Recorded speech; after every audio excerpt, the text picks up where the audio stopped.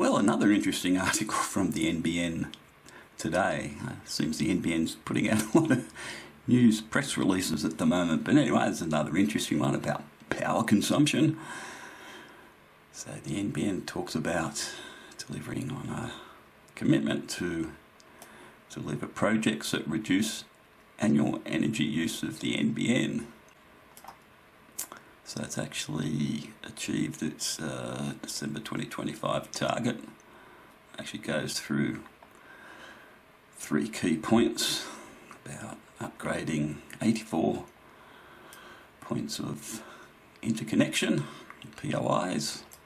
I'm just trying to remember off the top of my head. I think there's 121 of them, I think. So I wonder if they're going to do the rest. But anyway, it talks about that. Also it talks about saving modes on the fixed wireless towers. I don't think that's all of them though. I think there's more than 2,400. I won't go into details much about that. It's basically the same thing Telstra's doing and Optus doing in their fixed wirelesses. When there's low activity, they ramp the power down. In fact, I think even with my 5G broadband, I think I'm suspicious of the fact that between about 11 and 6 o'clock, or 11 o'clock at night, 6 o'clock in the morning, it seems the speeds drop. So I suspect Telstra's turning the power down on the tower or something. So probably the NBN's doing the same thing.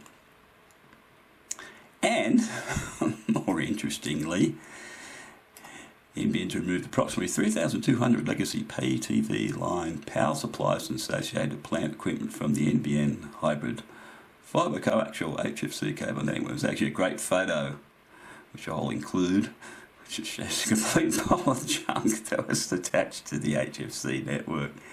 That was part of the pay TV system. So I guess that helps with HFC. It's helped allow the NBN to actually increase the bandwidth. So it says, we'll just read through this a little bit here. It says, coexistence of pay TV service on the cable network ended in 2023, with pay TV now widely delivered using internet or satellite. As a result, infrastructure in the non-HFC broadcast service areas have been progressively powered off.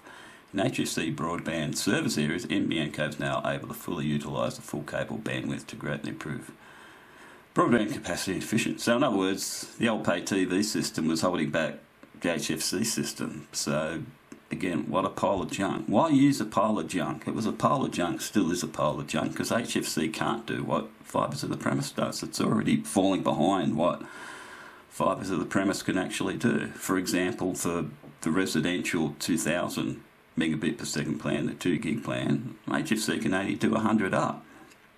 Whereas fibres of the prem is doing 200 up, and HFC can't do the 2 gig down and 500 up like the small business NBN plan. So, you know, this is all this band-aid stuff to me. They need to get rid of HFC as well.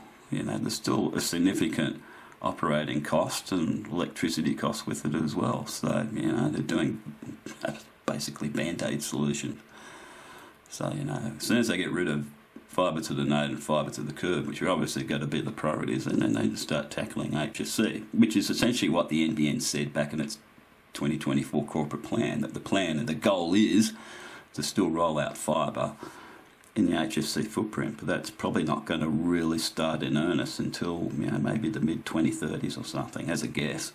I don't know for an absolute fact. But anyway, it's another interesting article from the NBN, which just shows you how bad the copper network is. It shows you how bad the HFC network is, and the only solution, which is what should have been done in the first place, is to roll out fibre.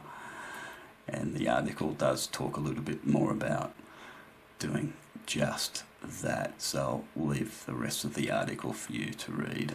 Okay, thanks for watching.